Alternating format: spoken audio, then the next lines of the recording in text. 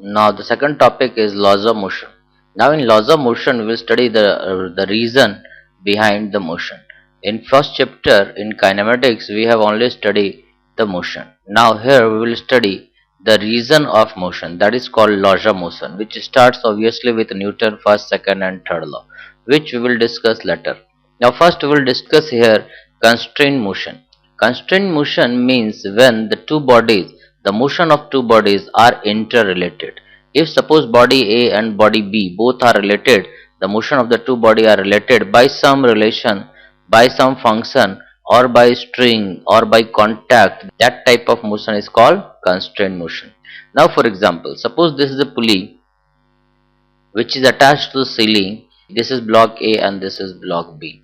As we know, these two blocks are joined together by a single string. So if this block A moves upward, then this block B will always move downward. So the motion of this block A and the motion of block B is constrained. If I stop this block A, this block B is constrained to stop. If I move this block A faster, then this block B will move faster downward. So this is the example of constrained motion. The constraint may be string, may be contact, may be some mathematical relation. See, this is block A, this is block B, and this is ceiling. If this block A is moving upward, then this block B is going downward. So the motion of this block A and motion of block B is constant. The distance traveled by block A is always equal to the distance traveled by block B. Block A is going upward and this block B is going downward.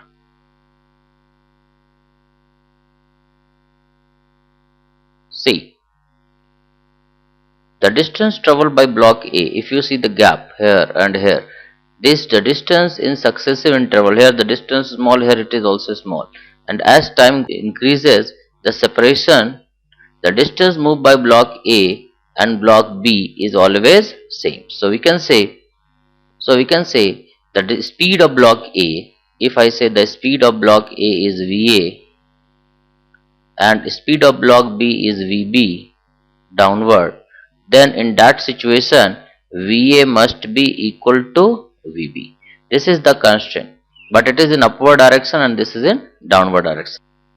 The first method is, if this block A moves a distance YA upward, then the block B will move distance, this is YB, and this distance must be same, because the string here, when the block A moves upward, we get a string from here. So this YA must be equal to this length YB.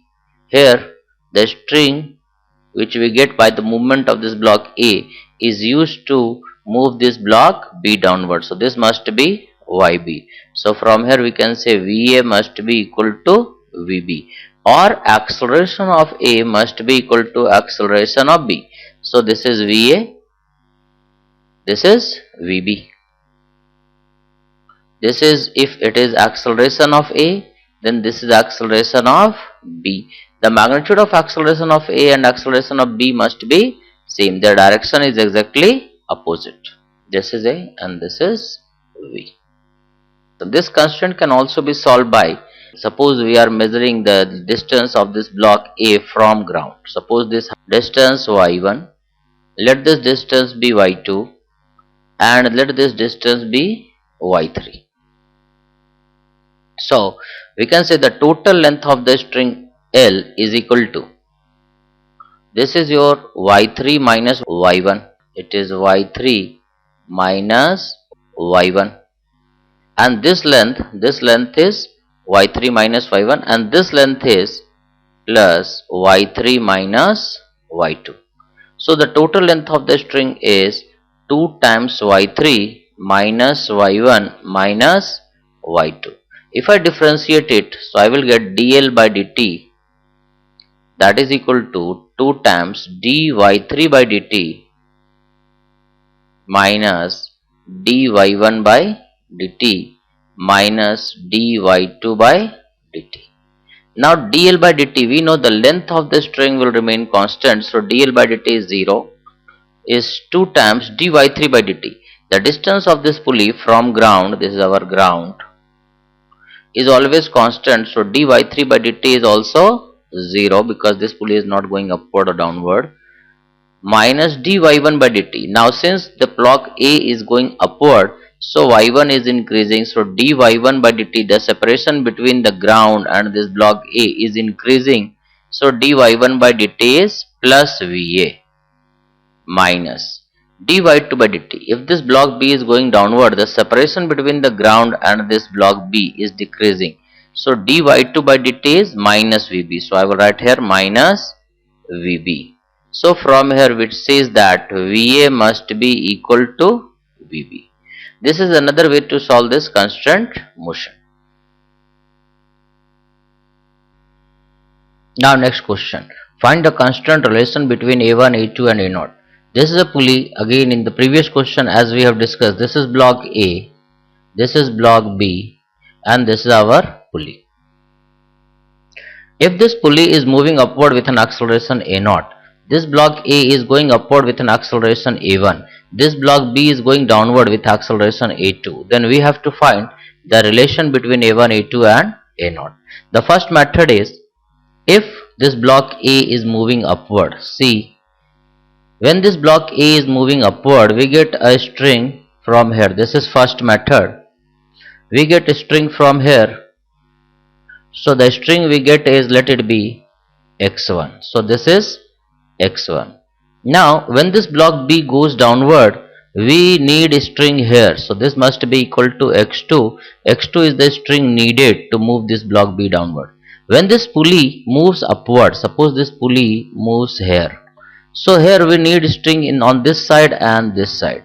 If this pulley moves a distance xp, then the string needed on this two side is 2 times xp.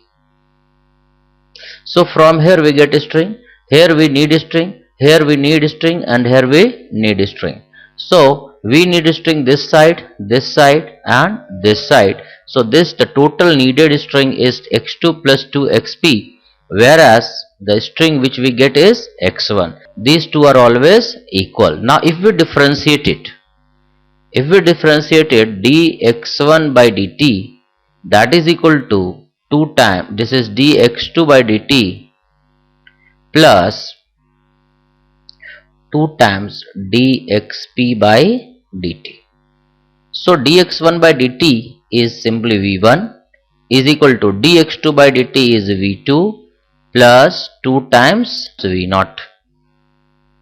If I again differentiate it, we get a1 must be equal to a2 plus 2 a0. This is the constant relation between the acceleration of block A, B and pulley. The same question can be solved like this. Suppose we are sitting on ground. This is our ground.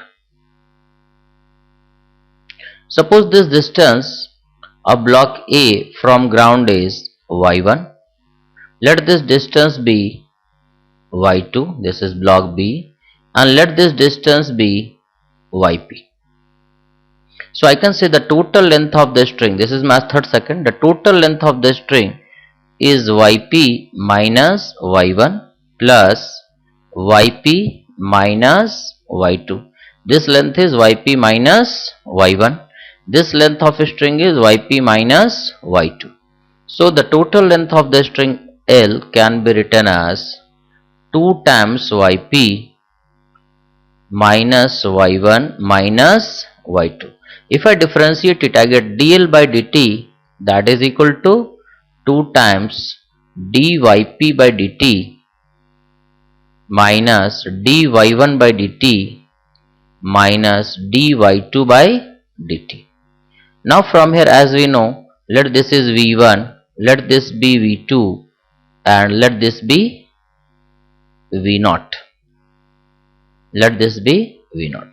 So from here we can say the total rate of change of length of a string is 0. That is equal to 2 times dyp by dt. dyp means the speed of the pulley. Since the separation between ground and the pulley means yp is increasing, so dyp by dt is positive and it is v0 minus dy1 by dt. Since the distance between ground and block A is increasing if this block A is moving upward, so it is also plus V1, whereas the distance between block B and ground is decreasing because this block B is going downward. So I will write here minus of V2. So from here we get 2 times V0 plus V2 is equal to V1.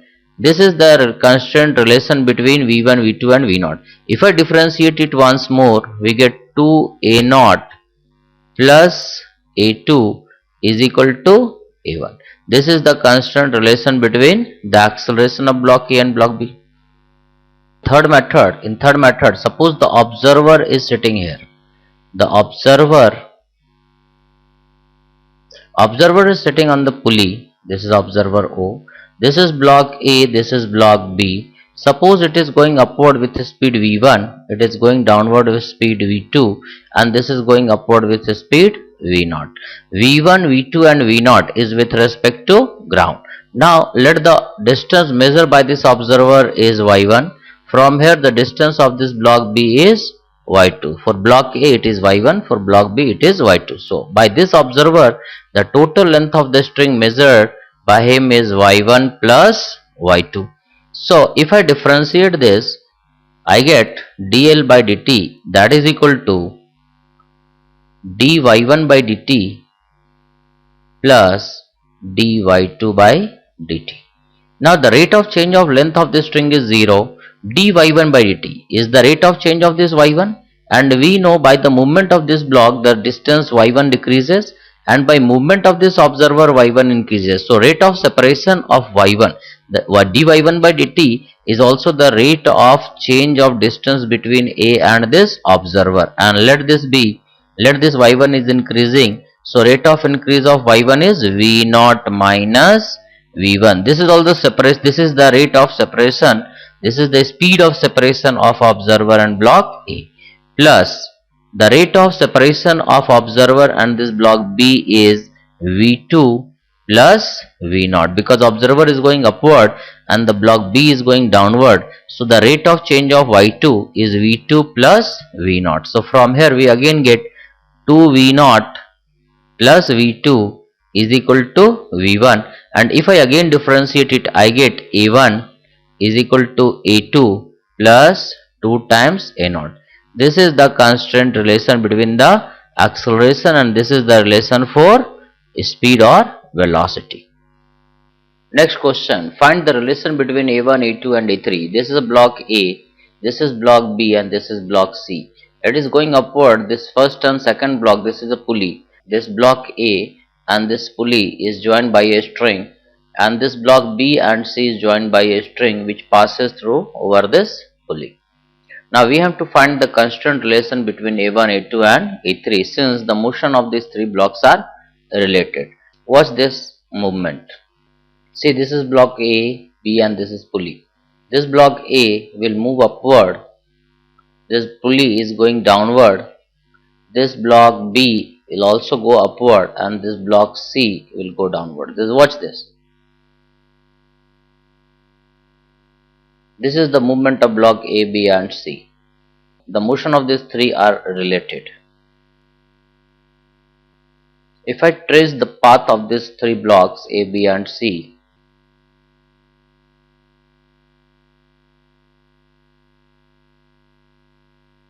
the distance moved by this block is small, it is moving downward, it is also going downward. This is the trace of A, B and C. So the motion of these three blocks are related, so we will find the constant relation between these three. Let this block A is going upward with an acceleration A1. So as this block A moves upward, we get a string from here. This is the string which we get by the movement of this block A. The string which we get is A1, and if for first string, this pulley, the distance moved by the pulley is also A1. If this block A is going upward with an acceleration A1, then the acceleration of this pulley is also A1. By the movement of this block B, we get this string, this length is A2. If this block A is going downward, this third block is going downward, here we need a string, and if this is also going downward, we get a string from this side, and from this side. So the total string which we get is, this is the string needed. So the total string which we get is A2, it is A2 plus 2A1, that is equal to A3. So this A2 plus this 2 times A1, these are the strings which we get by the movement of this pulley and this block B. So this is the total length which we get, and this is the total length which is used here. So A3 must be equal to A2 plus twice A1. The same question can be solved by another method that is slightly lengthy. This is by first method. By second method we can say, suppose the observer is sitting here, this observer is sitting here, he measure this length as, let this be y1, let this length be y2, this is y0, and let this be y3, and let this distance be y2. So the total length of first string, the observer is sitting here, he is measuring all the length from here. This is block 1, this is block 2, and this is block 3. So I can say the total length of first string. The total length of first string is y1 plus y0 and plus this length L, let it be small l. This length let it be small l. So we can say the total length of first string is this. If I differentiate it, dl1 by dt comes out to be dy1 by dt plus dy0 by dt plus dl by dt. So as we know, the length of this first string is constant, so dl1 by dt is 0, this is equal to dy1 by dt. So the separation between this observer and this is decreasing, so let it be a1 minus plus dy0 by dt. We know the separation, so it is dy0 by dt and plus 0, because this distance is also not changing, the separation between these two pulleys is constant. So from here we get dy0 by dt is equal to a1.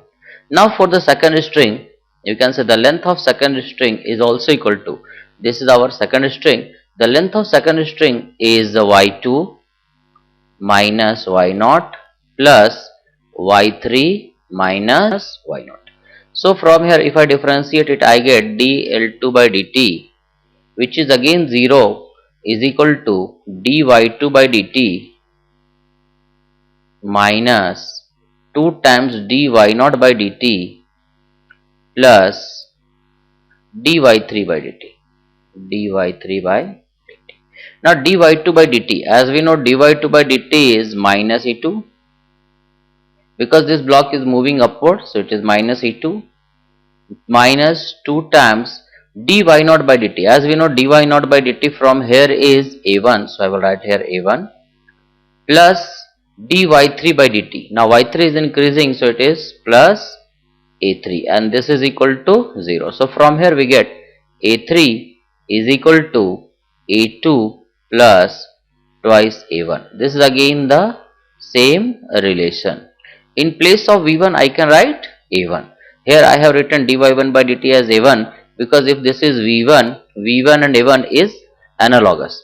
This is v2, this is v3. So v1, v2 and v3 is analogous to that of a1, a2 and a3.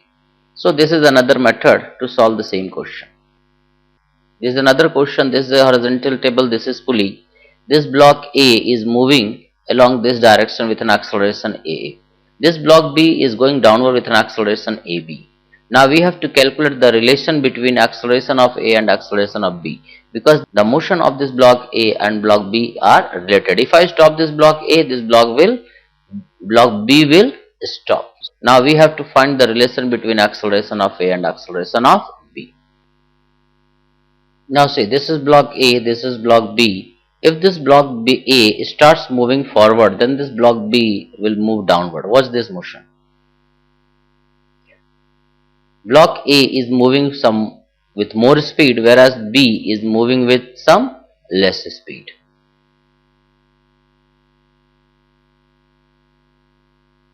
If I stop this block A, this block B will also stop. Now let's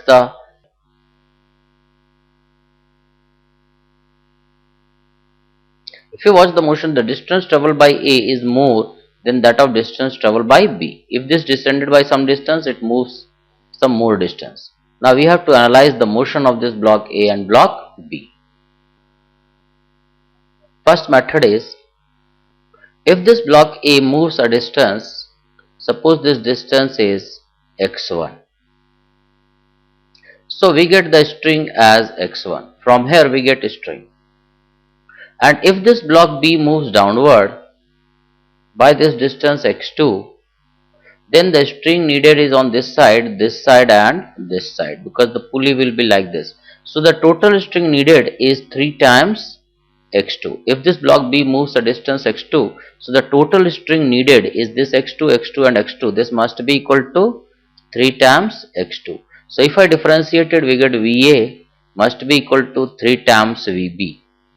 And if I differentiate it, acceleration of A must be equal to 3 times acceleration of B.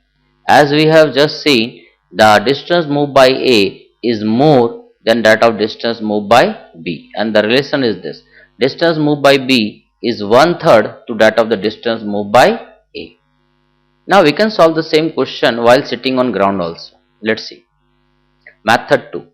If the observer is sitting here, this is the observer, he measures this distance as xa, let this be x1, let this distance be x2, and let this distance be x3. So by this observer, the total length of the string is x1 plus 3x2 plus 2x3. This is x3. So the total length of the string is x1 plus this x2 and this x2 plus this x3 and this x3. So the total length of the string is this. If I differentiate it, we get dl by dt, that is equal to dx1 by dt plus 3 times dx2 by dt plus 2 times dx3 by dt. Now from the figure, we know the rate of change of length of the string is 0, so it is 0. Dx1 by dt, as this block A is moving forward, so the x1 is decreasing, so dx1 by dt is minus Va plus 3 times dx2 by dt. Since this block B is going downward with speed Vb, so this distance x2 is increasing, so it is plus 3 Vb. This is Va. In the same way, plus 2 times this x3 is constant, so rate of change of x3 is 0. So from here we get Va is equal to 3 times Vb. This is the constant relation between their speed, and if I differentiate it again, I get acceleration of A is equal to 3 times acceleration of B. So this is the constant relation between the acceleration of block A and block B. This is a rod of constant length L. This is a vertical wall, this is a horizontal wall. This rod is sliding about this two wall. Suppose this Q end move with speed V0, then we have to find the speed of point P in terms of this V0 and this theta. Let this angle at any instant is theta. So since this ball, if I stop this point Q, this P will remain stationary. If this Q moves, this P also moves downward. This is the speed of point P. Now we have these two, the motion of point P and the motion of point Q is constant.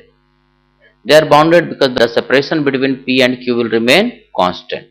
So watch this motion.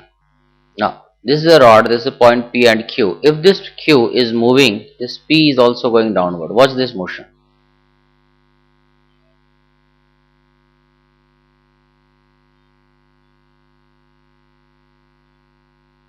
The motion of point P and Q both are related.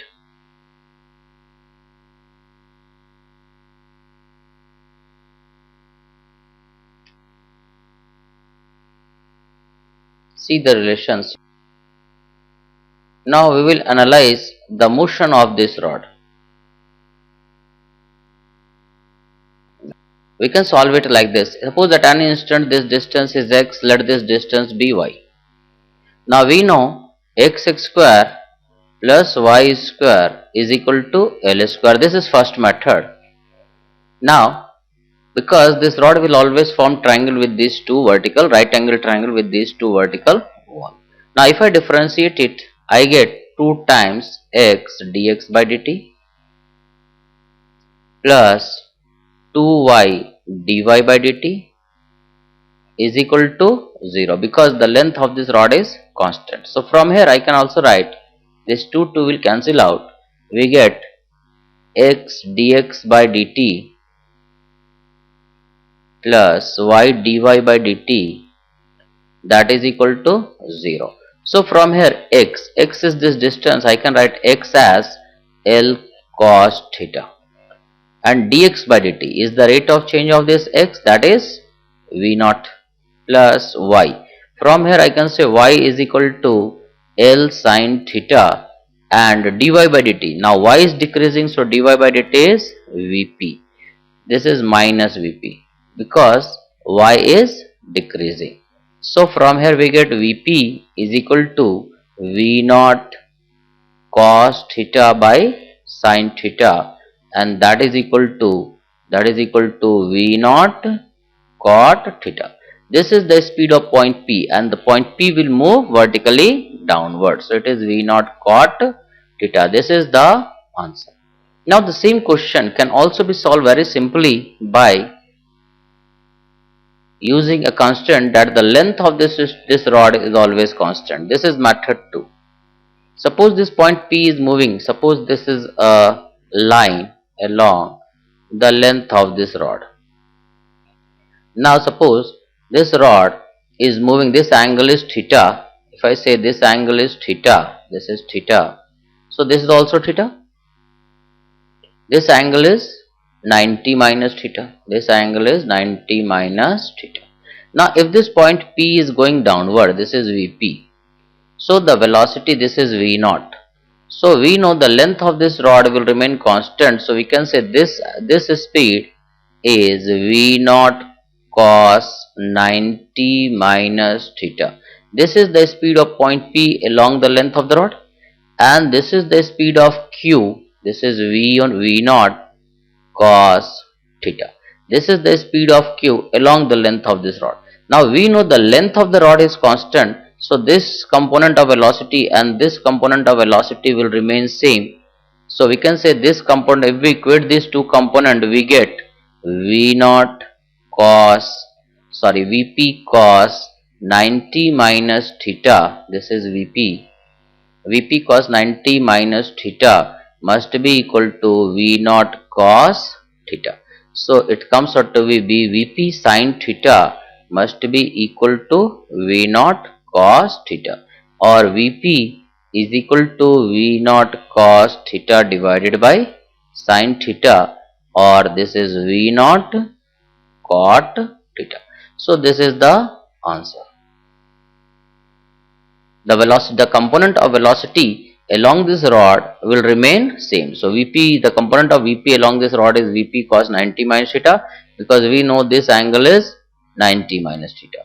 If this is theta, this angle is theta. So V naught cos theta must be equal to Vp cos 90 minus theta. So these two velocities are equal. So it will give me the answer.